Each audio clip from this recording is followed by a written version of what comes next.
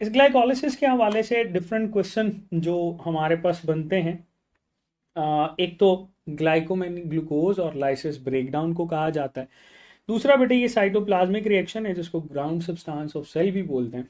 तीसरा जो कि ख़ास तौर पे पंजाब बोर्ड के बच्चों को नहीं पता, वो है जी बेटा EMP पाथवे, हम लोग इसको लेबल करते हैं। ये बेटे हमारे पास EMP पाथवे हम लोग इसको लेबल करते हैं, ये साइंटिस्ट के नाम की बेस के ऊपर है और इसको हम लोग जो है ना 10 स्टेप रिएक्शन भी बोलते हैं। अच्छा, ये बड़ी सिंपल सी बात थी। बाकी बेटा ये आपके पास यूकैरियोटिक और प्रोकैरियोटिक सेल दोनों में ही होता है, ये मैं आपको बता चुका हूँ। प्रिपरेटरी और ऑक्सीडेटिव फेजेस जो है ना, इसकी तरफ हम लोगों ने चलना है। इसमें बेटा हमारे पास जो प्रिपरेटरी फेज होती है ना, प्रिपरेटरी फेज, इसमें क्या होता है कि आपके पास बेटा जो ATP है ना वो यूज होते हैं, ठीक है। और हम लोग ये कहते हैं कि यहाँ पर आपके पास जो सबस्ट्रेट है वो कन्वर्ट होता है। इसमें मैंने कुछ एंजाइम्स लिखे हुए हैं, एंजाइम्स तमाम प्रोविंसेस के अंदर मेंशन्ड नहीं है, लेकिन हम इसको पुट करेंगे। सबसे पहले ग्लूकोज इसका सबस्ट्रेट है और बेटे यहां पर क्या होता है कि ATP को बेटे यूज किया जाता है, ये ADP के अंदर कन्वर्ट होता है और फॉस्फेट जो है बेटा ये इसमें वापस ऐड हो जाता है, ठीक है। इस प्रोसेस को क्या बोलते हैं, ये भी बड़ा जरूरी है आपको अंडरस्टैंड करना कि ये जो प्रोसेस है ये हमारे पास फॉस्फोराइलेशन कहलाता है। इस प्रोसेस को क्या बोलते हैं, फॉस्फोराइलेशन बेटे हम लोग मेंशन करते हैं। फॉस्फोराइलेशन का मतलब ये है कि एडिशन ऑफ फॉस्फेट, ठीक है। ATP यूज हुआ, फॉस्फेट ऐड हो गया, ग्लूकोज 6 फॉस्फेट बन गया। अच्छा, फिर आपके पास ग्लूकोज 6 फॉस्फेट फ्रुक्टोज 6 फॉस्फेट के अंदर जो है वो कन्वर्ट होता है और यहां पर एंजाइम यूज होता है आइसोमेरेज, और इस प्रोसेस को बेटे हम लोग बोलते हैं isomerisation, that is labelled as isomerisation, ठीक है। फ्रुक्टोज 6 फॉस्फेट के अंदर बेटे क्या होता है, एक और ATP जो है वो यहां पर यूज होता है, that is converting into ADP, और बेटा फॉस्फेट जो है वो इसके अंदर ऐड किया जाता है। अब इसकी वजह से जब फॉस्फेट ऐड होता है ना तो फ्रुक्टोज 1,6 बिस फॉस्फेट बनता है। इस प्रोसेस को भी हम लोग फॉस्फोराइलेशन जो है वो बोलते हैं। अच्छा, एंजाइम जो है बेटा यहां पर आप देखें फॉस्फोफ्रुक्टोकाइनेज जो है वो यूज होता है। रिएक्शन क्या है, ये भी फॉस्फोराइलेशन है। अब बड़ी इंपॉर्टेंट चीज जिसको हम लोग यहां पर फोकस करेंगे, आपने बड़ी बात गौर से सुननी है प्यारे बच्चों। जब भी हमारे पास किसी भी कंपाउंड में अगर even number of carbon atoms हो, मैंने क्या बोला, even number of carbon atoms हो, और बेटा उसके पास 2 फॉस्फेट हो और दोनों फॉस्फेट टर्मिनल कार्बन पे मौजूद हो, तो बेटा ये आपके पास 2 इक्वल हाफ में डिवाइड हो जाता है, ब्रेक कर जाता है, ठीक है। जैसे यहां पर हम लोग एंजाइम मेंशन करते हैं एल्डोलेज एंजाइम, लेकिन ये जो रिएक्शन होता है ना बेटा, इस रिएक्शन को हम लोग स्प्लिटिंग बोलते हैं। ये रिएक्शन हमारे पास क्या कहलाता है, दैट इज स्प्लिटिंग। स्प्लिट करने से मुराद ये है कि वो टूट जाएगा, क्योंकि किसी भी मॉलिक्यूल की खास बात ये होती है कि उसने अपने आप को ना स्टेबलाइज करने की कोशिश करनी है, तो स्प्लिटिंग होती है। स्प्लिटिंग के बाद बेटे G3P और आपके पास डाइहाइड्रोक्सी एसीटोन फॉस्फेट एक दूसरे के अंदर कन्वर्ट होते हैं, और बेटा इस रिएक्शन को भी हम लोग क्या बोलते हैं, दैट इज आइसोमेराइजेशन। चलो अब यहां पर क्वेश्चंस की बात करते हैं कि क्वेश्चन क्या आएगा। प्यारे बच्चों, क्वेश्चन इसमें यह आएगा कि हमारे पास भाई जो ग्लूकोज होता है, ग्लूकोज ये इसका सबस्ट्रेट है, और बेटा इसकी प्रोडक्ट क्या है, प्रिपरेटरी फेज की प्रोडक्ट क्या है, बताएं जरा, what is the product of preparatory phase, बताएं, बताओ बच्चों, इसकी प्रोडक्ट क्या है। इसकी प्रोडक्ट बेटे ग्लिसरल्डिहाइड 3 फॉस्फेट और डाइहाइड्रोक्सी एसीटोन फॉस्फेट है। दिस इज इंपॉर्टेंट, और यही बेटे आप लोगों ने इसके साथ जो है वो याद रखना है, ठीक है। बहुत इंपॉर्टेंट है, आसान सा है, इसको याद रखेंगे हम। 5 स्टेप रिएक्शन होता है, ठीक है जी। चलो आगे चलते हैं बच्चों। इसमें ग्लूकोज 6 फॉस्फेट जो है वो भाई आपके पास टूट जाता है। अब सवाल यहां ये है कि ATP यूज कितने हुए, आप बताएंगे कि 2 एटीपी यूज होंगे इस पूरे रिएक्शन के अंदर। चलो इसको ना मैं इसको सेपरेटली हम यहाँ पर डॉटेड लाइन के साथ जो है वो हाईलाइट कर लेते हैं। ये जो आपके पास बेटे रिएक्शन है ना, ये वाला, इसको हम लोग बोलते हैं बेटा that is which reaction, preparatory phase है। अब इससे आगे चलेगी ऑक्सीडेटिव फेज। अब ऑक्सीडेटिव फेज के अंदर क्या होता है, जरा गौर कीजिएगा। अच्छा, कुछ बच्चे ना इस पूरे को याद करना शुरू कर देते हैं। याद नहीं करना, इस रिएक्शन पे फोकस करना है, रिएक्शन कौन सा है और उस पर आंसर क्या लगाना है। ठीक है, अगर आप याद करने पे चले जाएंगे ना, और अगर आपने एफएससी में याद नहीं किया हुआ तो आपके लिए बेटा ये मुश्किल होगा।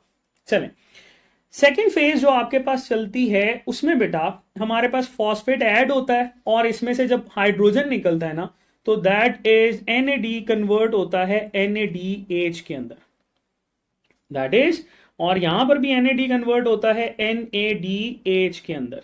तो कितने NADH बने बेटा, 2 NADH बने, फॉस्फेट की एडिशन हुई।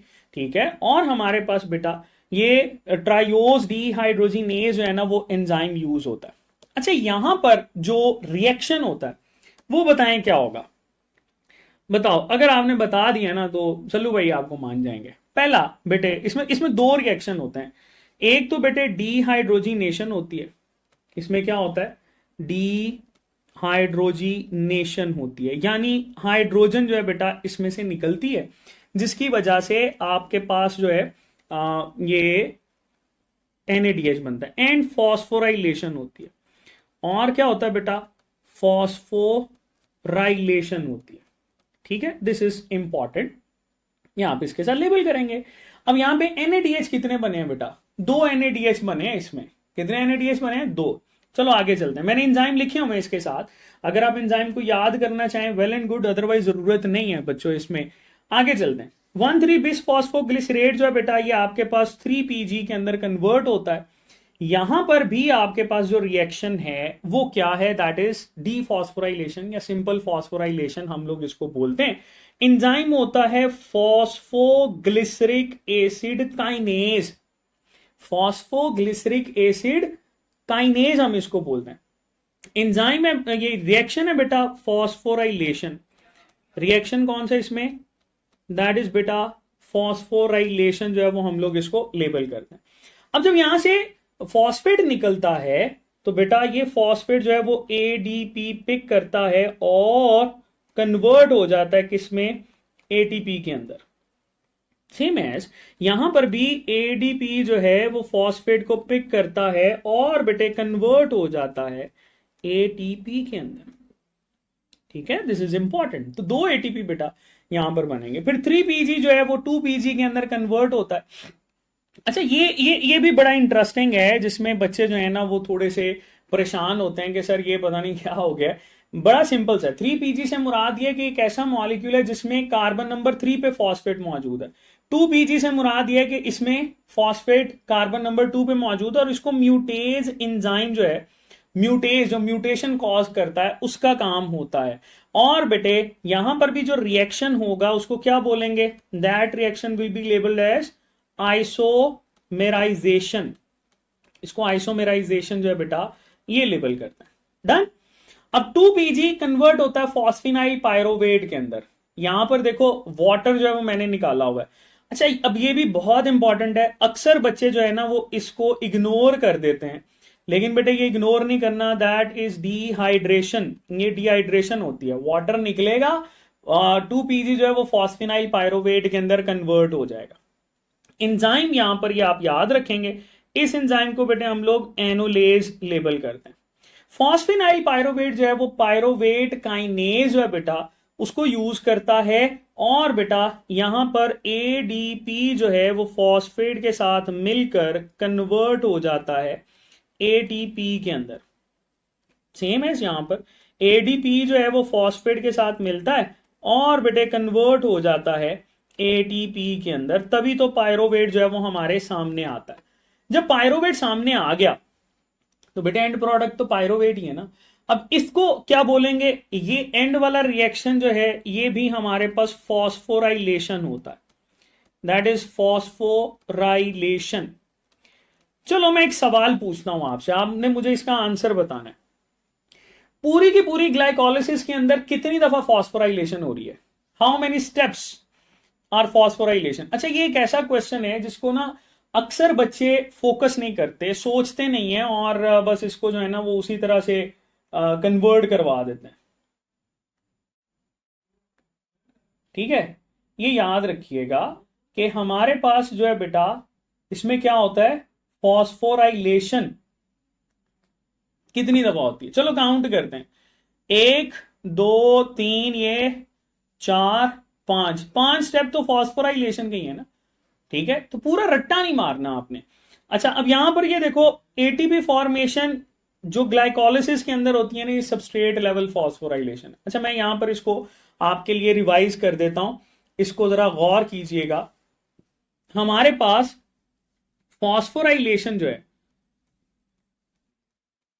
फॉस्फोराइलेशन, ये बेटे फॉस्फोराइलेशन जो है ना, ये आपके पास रिएक्शन एक होता है सबस्ट्रेट लेवल फॉस्फोराइलेशन। बेटे सबस्ट्रेट लेवल फॉस्फोराइलेशन जो है ना, इसमें पहला, ग्लाइकोलिसिस के अंदर जितने भी एटीपी बनते हैं वो सबस्ट्रेट लेवल के थ्रू बनते हैं।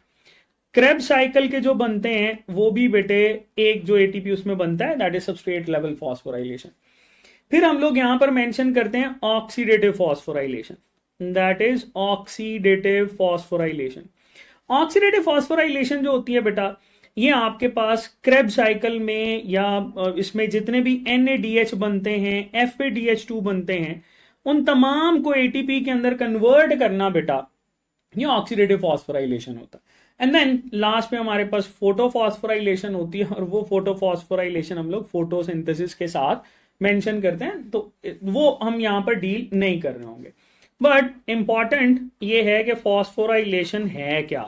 फॉस्फोराइलेशन बेटे ये आपको पता होना चाहिए, इसीलिए हम इसको ऑक्सीडेटिव फॉस्फोराइलेशन यहां पर मेंशन करते हैं। चलो अब आते हैं बेटा हमारे पास यहां पर ग्लाइकोलिसिस। अब मैं सिर्फ ग्लाइकोलिसिस की बात करूंगा। ग्लाइकोलिसिस में बेटा टोटल एटीपी कितने प्रोड्यूस होते हैं? टोटल एटीपी प्रोड्यूस, आंसर है 4।